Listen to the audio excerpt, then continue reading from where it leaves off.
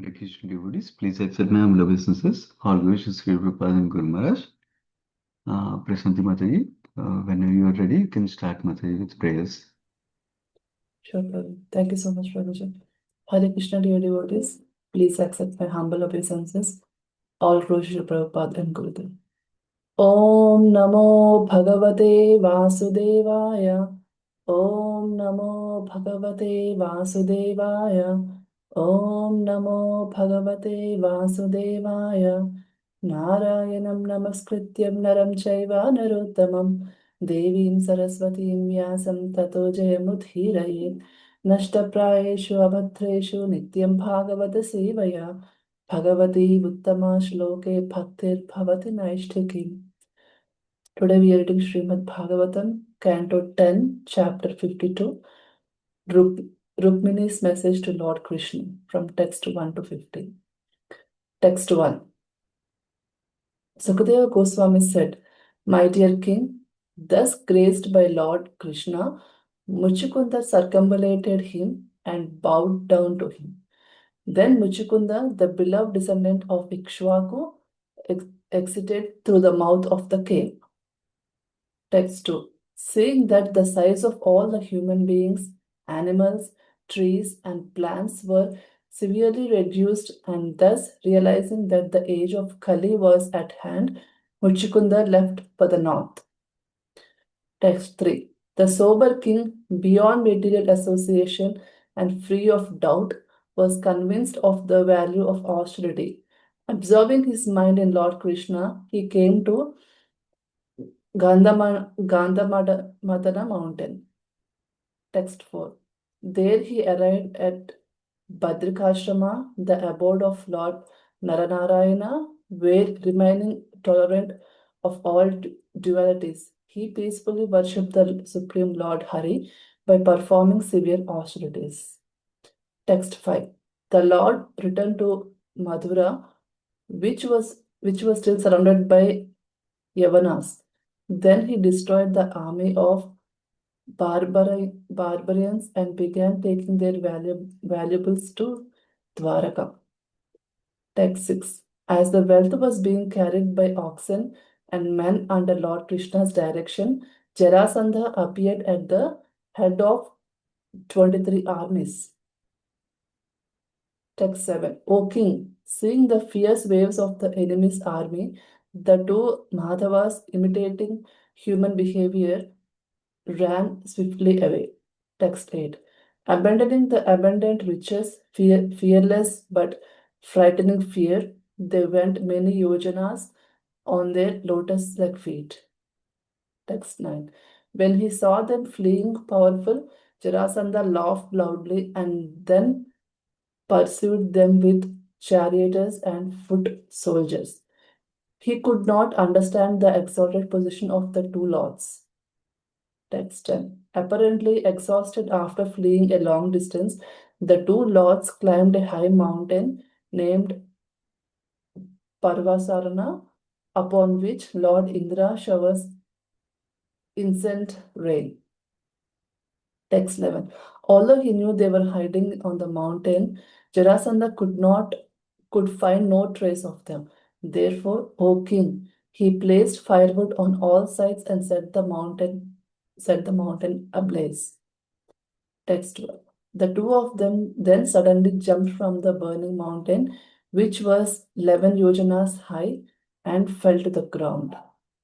Text 13. Unseen by their opponent or his followers, O king, those two most exalted Yadus returned to their city of Dwaraka, which had the ocean as a protective moat. Text 14. Jarasandha, moreover, mistakenly thought that Balarama and Keshava had burned to death in the fire. Thus, he withdrew his vast military force and returned to the Magadha kingdom. Text 15. As ordered by Lord Balarama, Raivata, the opulent ruler of Anartha, gave Lord Balarama his daughter Raivati in marriage. This has already been discussed. Thank you, Prabhuji. Sorry, reading mistakes in between. Yeah. Thank you so much, Prashant Mataji, for reading the translations today. Yeah, Hare Krishna, dear Kiran Prabhuji, please accept my obeisances. All glories to Sri Prabhupada. Yeah, whenever you're ready, please start, Prabhuji. Yes, Prabhuji. Hare Krishna devotees, please accept my humble obeisances to all the people who joined this Zoom call. Thank you, Prashanti Mataji, for reading today's Bhagavatam slokas translations. Thank you, Sundaranand Prabhuji, for giving me this opportunity to give the overview of today's Bhagavatam slokas. All glories to Srila Prabhupada and Guru Maharaj. Let me start with quick prayers. Om Ajnanatimirandasya Jnananjana Shalakaya Chikshurunmetam Yena Tasmai Sri Gurave Namaha Sri Chaitanya Manobhistam Stapitam Yena Bhutale Swayam Rupa Kada Mahyam Datati Swapadantikam Namo Om Vishnupadaya Krishna Pristhaya Bhutale Srimati Bhaktivedanta Swami Niti Namine Namaste Saraswati Devi Gauravani Pracharine Nirvishesha Shunyavadi Paschatya Deshatarine कृष्णाय वासुदेवाय देवकी नंदनाय च नंदगोपकुमाराय गोविंदाय नमो नमः जय जय श्री कृष्ण चैतन्य प्रभु नित्यानंद श्री अद्वैत गदाधर श्री वासादि गौर भक्तवृंद हरे कृष्णा कृष्ण कृष्ण हरे हरे हरे राम राम राम हरे हरे हरे कृष्णा कृष्ण कृष्ण हरे हरे राम राम हरे हरे कृष्णा कृष्ण कृष्ण हरे Ram Ram Hare Hare. So today we are reading from Canto 10, the Samam Bonam. Last chapter we discussed about the deliverance of Muchkunda, and in this chapter we start with Rukmini's message to Lord Krishna, and I am dealing only with the first 15 slokas. And the next couple of chapters we have the Krishna, how he kidnaps the Rukmini, and then the marriage, divine marriage of Sri Krishna and Rukmini, the goddess Lakshmi's incarnation and Rukmini happens. So this is like almost a bridge between to the next stage. So the context of today's overview begins with immediately after the destruction of Kalayavana, and he blesses the king Muchkunda. So from that point, when Krishna left the cave, the chapter starts. So meanwhile, the situation in Madura is still, it is surrounded by Yavana's army. Around 2 or 3 million Yavana's barbarian army is there at Mathura, and because he flew from that war battlefield, the Krishna also called a Ranchor. So he was running away from the war. So, and Jarasandh was preparing for 18th attack, massive attack. This time more than like he did 17 attacks earlier to this, and he's planning for the 18th one. And also the transitioning is happening from Mathura to Dwaraka, how Yadus are instantly they moved from the Mathura to Dwaraka will be also happening. So the stage is set for the next major pastimes, and that is like how Rukmini contacts through letter to message to Krishna, or love letter to Krishna we can call.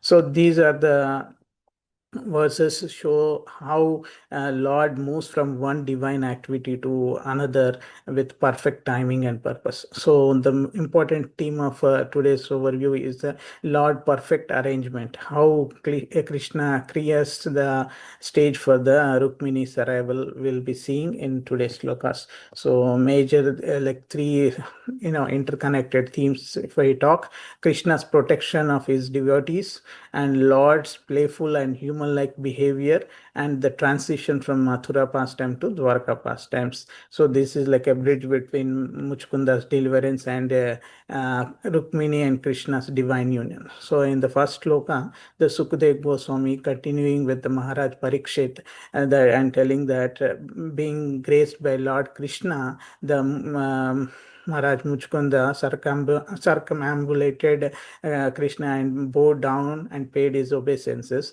Then, who is the great person born in the Ikshvaku dynasty? As we know, the Lord Rama also belongs to Ikshvaku dynasty. It is one of the Sun dynasty's exalted personalities.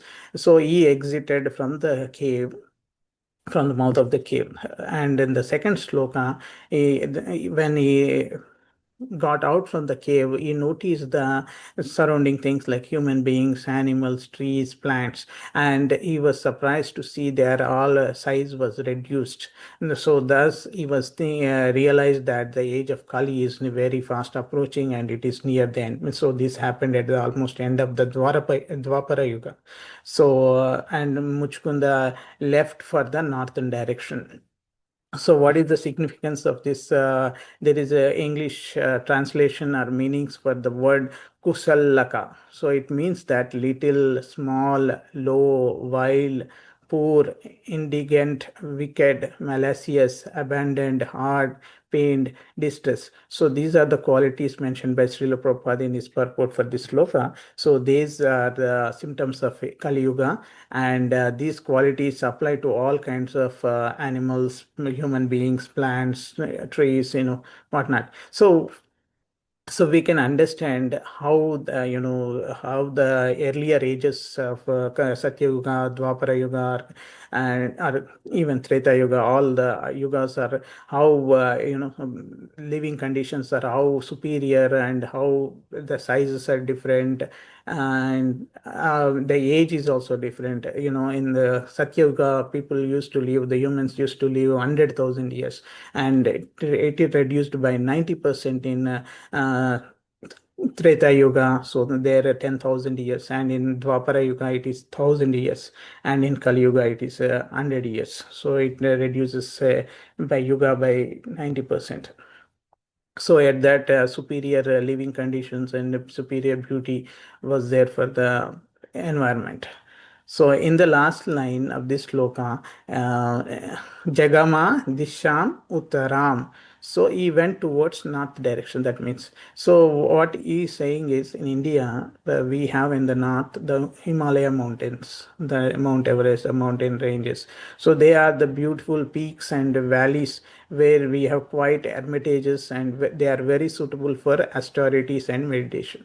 So in Vedic culture, generally, if people are going to north, means they are renouncing the comforts of the society and going to progress their spiritual advancement, or going to the Himalayan mountains to practice serious austerities. That is the understanding we have to take as per the purport of Srila Prabhupada. So, and in the next sloka, we are after seeing the Lord Krishna. So the King Muchkunda, beyond he is now beyond the material association, and without any doubt he understood the goal of his rest of the life.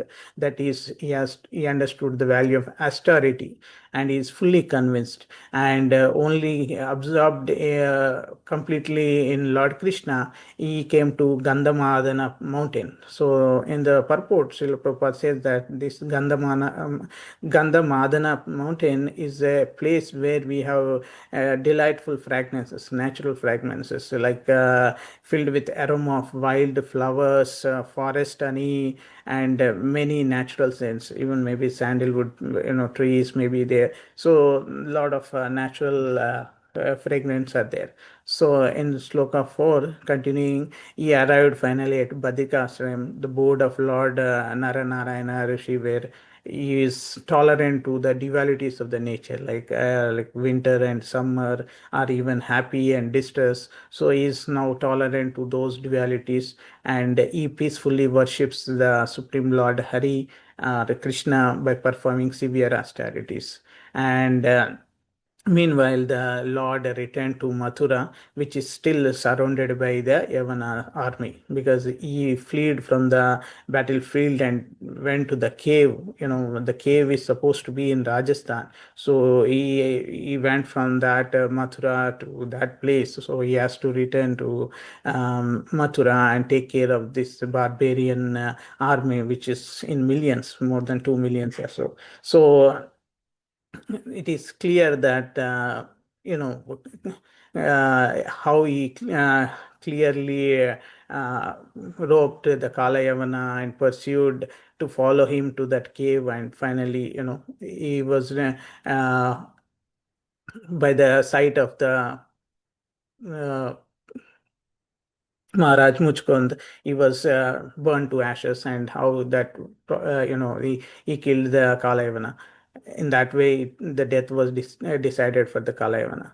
So when Krishna returned, what are the immediate task is to destroy the Kalayavana's army, which he did with Lord Balrama. And they, generally in the olden days, when they go with this much of army and when they go attack the other people, other armies, they take valuables also with them, and many valuables are also there in the battlefield, found from these you know soldiers or whatever is there.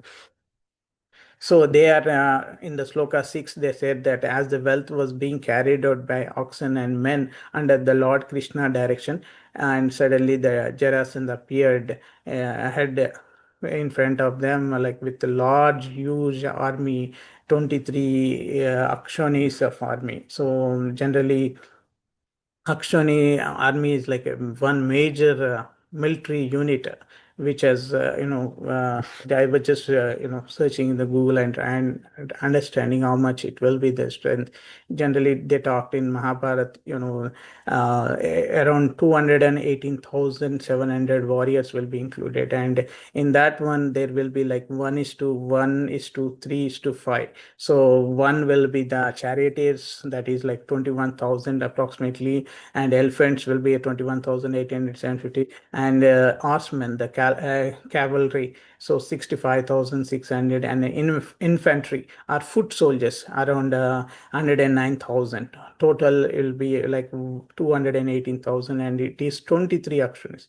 When Jarasandh first attacked Mathura, he attacked with only 13 Akshonis, and you can imagine 10 Akshonis was more than the first time he attacked the Mathura. And we know all in Mahabharata Yuddha also there are total 11 Akshonis for Kauravas and 7 Akshonis for Kauravas. So it is only 18. But this time it is even more than the Kurukshetra war. The soldiers have come to attack the Mathura. So you can imagine how that uh, army was for the Jarasandha. So he and by seeing that army, the Krishna and Balrama actually, his Prabhupada calls like two Madhavas. Because Balram is also expansion of Krishna only, so they are like running away. They are acting the fearing the fear. So, in the one instance, if you remember the Damodar Leela also, the Lord Krishna showed his fear. Actually, he pretended that he is fearing, but originally he is fearless. You know, the Krishna is fearless, but he also pretended here that he is running away with the fear. So they were running very swiftly, imitating the human behavior, and they climbed the Mount Parvasana. So what happened here is the Jarasandha laughs at this one in the sloka 9th, and he called them cowards because he was totally blinded by his pride. So generally, pride blinds intelligence, and Jarasandha cannot understand the Lord even after 17 defeats. So this is the height of the pride. So we can understand. And at that time also, the Krishna, if you see, according to Vishwanath Chakravarti Thakur, Madhura, he entered around 10 years, 7 months or so, and he got the Upanyanam from Gargamuni, and maybe 2 months and 64 days. I think he finished all 64 arts, and like in the Sandupani Muni's ashram. So maybe around 11, and he sent even in that time Akrura to Hastinapura to evaluate the situation, understand the situation of Pandavas, the young Pandavas, and Uddhav also carried the message to gopis. So these all things are happening at that age, around 11 years or so, and in the Madura he spent maybe 20-25 years. So he's still like in 35-36 years at that time. So he's in young age only when compared to 1,000 years expectancy years of Dwarka Yuga. So actually, the Krishna lived for 125 years, but so this is like early on only. So around that age, he was fleeing for long distance. So this Parvasana mountain is almost like a 90 mile, almost 11 yojanas. One yojana is approximately 80 miles, and we don't see those type of mountains now. So that in Radpara Yuga we used to see that type of big mountains. So he climbed that. There was a pastime where Lord Indra also showed incessant rain on that mountain. So we have to understand this. Krishna is fearless, but he pretends to fear for his pastime. So the real reason, the guru says that, sages says that Krishna want to marry Rukmini, so that is the real reason. So that's why he was pretending fear and running away from this Akshonis area, Jarasandh. So, and also you want to move the Madura pastimes to Dwarkam, pastimes. You want to move the city overnight, instantaneously, and we'll see a beautiful chapter at, story of uh, Lord Balrama's and Revati's marriage in the last sloka today. So before that, we just continue with our 11th sloka. So Jarasandha decided, saw that these are climbing the mountain, and they are hiding in the mountain, and all the soldiers went to trace him, and nobody could trace him. Obviously, without God's will, nobody can recognize them. So what Jarasandha thought, we'll put a firewood on all sides of the mountain and put to the fire, place them, So he tried to, burn the lords. But even in that exhausted stage, they, not only they quickly climbed from that mountain, they jumped off to the ground from that 90 or 88 miles of height mountain. So you should not think that this is not common or possible for normal human beings, because we should see from it is a pastime of a supreme personality of Godhead. So we should not observe as an ordinary human being point of view. And they are quite young, as I told, around 35 years, which in Dwapara Yuga is not considered the middle age at all. And so they are capable of doing these type of activities. And so we must understand the inner meaning of why he did. So the higher purpose, what is the higher purpose to marry the Rukmini and set stage for the next divine activity. So we should not misunderstand like Jarasandha did. He was just thinking they are running away, ridiculing Krishna and Balarama, and trying to set the fire and try to burn them to the death.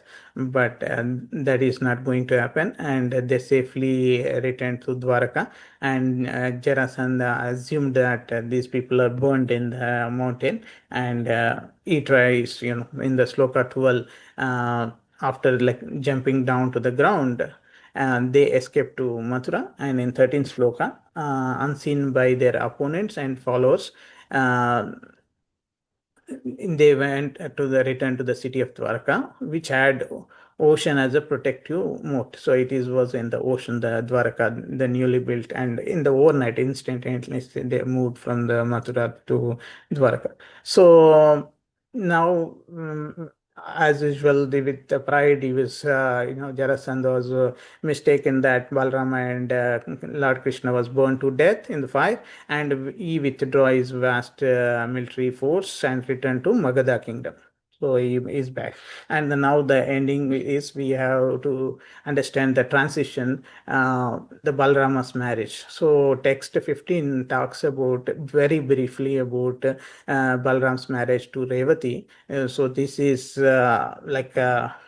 is just beginning for the introduction for the Rukmini's episode.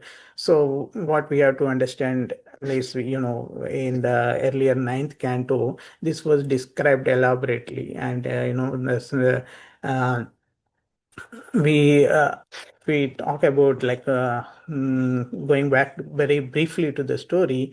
One beautiful reflection of this marriage, divine marriage of Revati and Balrama, is like how, like, we understand the time difference, the important difference, and destiny and supremacy of Lord's will, like how it can change. So there was a king named Kukudmi, the son of powerful Revata, and had a daughter named Revati. She was not an ordinary princess, but she was extraordinarily cultured, virtuous, endowed with all divine qualities. So, as a responsible father, this King Kukudmi wanted a suitable husband for this Revati, his daughter Revati. He felt nobody, in the earth right, at that time, suitable prince to qualified enough to get marriage.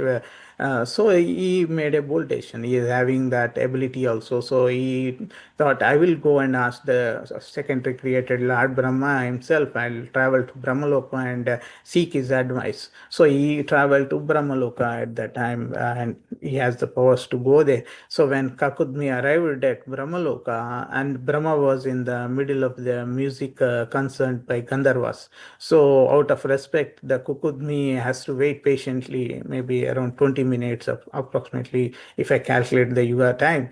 And the conclusion of the concert ended, and then he paid obeisances to Lord Brahma and asked, please advise me, O Lord, who is the right husband for my daughter? That is what Kukudmi asked Lord Brahma. So, hearing this, Lord Brahma laughed at him, and it is not for mockery, but it is out of compassion and astonishment. He said, "Dear King, the princess you have in your mind, they're all gone. Your entire dynasty have disappeared. Why? Because the time flows differently in Brahmaloka. So the short time you spent, roughly 20 minutes, less than 20 minutes, but for the Gandharva concert, that was equal to 27 Chatur Yugas. So four yuga cycle is itself is around 4 million approximately years on the earth, and you can think of 27 into 400 and 8 million years have passed roughly. So everything what you know on the earth has already vanished. So this is the powerful demonstration of time relativity between the Satyaloka and Bhuloka. So we can understand actually in Devaloka we have like 6 months day, 6 months of earth time is equal to 1 day, and one night is equal to another 6 months. Like, so one complete day in Devaloka is like 1 year on the earth. So that is the relativity at the time. So he tells a very important instruction Brahmadeva tells, okay, don't worry. This Lord Brahma told that the Supreme Lord himself had descended on the earth, and you give your daughter Revati to Lord Balarama. He is the perfect husband for your daughter Revati. So this is the instruction of Lord Brahma to Kukudmim. So he, by getting the instruction from Lord Brahma, he returned to the earth, and obviously he did not see his kingdom. Everything was vanished, and land was overtaken by other races, other rulers. So, but anyhow, following Brahma's instruction, Kukudmi approached Lord Balarama, So Revati, living in that yuga, she was extraordinarily tall and powerful. So far beyond the present Dwapara Yuga where Balrama and Lord Krishna is there. So what Lord Balrama did is he used his plow weapon and gently tapped her shoulder, adjusting her height, form to match the standards of this Dwapara Yuga. So in that way, she became the normal and suitable wife for Lord Balram, and he has given marriage with Lord Balrama. So what we understand from this is Lord personally arranges beautifully everything. He makes his devotees fit for his service. Nothing is impossible for Krishna. That is what we need to understand. And like time is not absolute, that we should also understand from this pastime. And destiny unfolds under the divine supervision. And so here Rahu could search entire universe but could not find the groom, but finally Supreme Lord himself was his bridegroom. So Lord just adjusted everything for his devotees, like we saw how Balram adjusted Revati's physical form. So our duty is just to follow the instruction, and here Kukudmi followed Brahma's instruction without argument, and his perfection also followed him. So that is the takeaways. And if you to just quickly, very simply, I want to highlight what are the learnings today we learned. In collaboration with Bhagavad Gita also. Just take our points. If I quickly tell today is what the Muchkunda spiritual awakening. Just a person wakes up from the long sleep, suddenly realizes that what truly matters is spiritually seeking, after seeing Krishna, when Lord enters his heart, what is lesson he learned? He learned the lesson of detachment to the worldly life. So he immediately went to continue the spiritual progress for the rest of the life. So the danger of ego, that is another lesson. We saw the Jarasandha's blindness. So he is a proud man. So he even defeated 17 times. He couldn't understand the powerful Lord Krishna and Lord Balrama. So we saw Krishna's retreat strategic actually. When we play the chess also, sometimes chess masters, I play the chess. I take back the steps to make a bigger one. So it is not the weakness, but it is a part of the strategy. So in the same way, this taking back or retreat is divine planning. It is not the fear. We should understand that. And Krishna clears the path for blessing the devotee. So just like gardener removes the weeds before planting a flower, Krishna removes obstacles in the path of the devotees for higher blessings. So he has a divine planning behind every pastime. So just like an artist, when he is trying to prepare a drawing or canvas, he prepares the canvas board. So in that way, he does everything. It is not accidental. He is a perfect artist. So we should not misunderstand the Lord actions. So although Jarasandha thought Krishna was defeated, but it is impossible to think that a sun is defeated by a cloud. So like that. So sun, cloud goes away and the sun will get the sunshine again back. So in that way, we should understand this. To protecting the devotees, he can go to any extent. The strategy he did, instead of not fighting with Jarasandha, he moved away from that. Krishna protects with the perfect timings. He removes us from the place. And so many Bhagavad Gita slokas also I can quote when we are doing this one. Like, for example, the first one, if I remember quickly,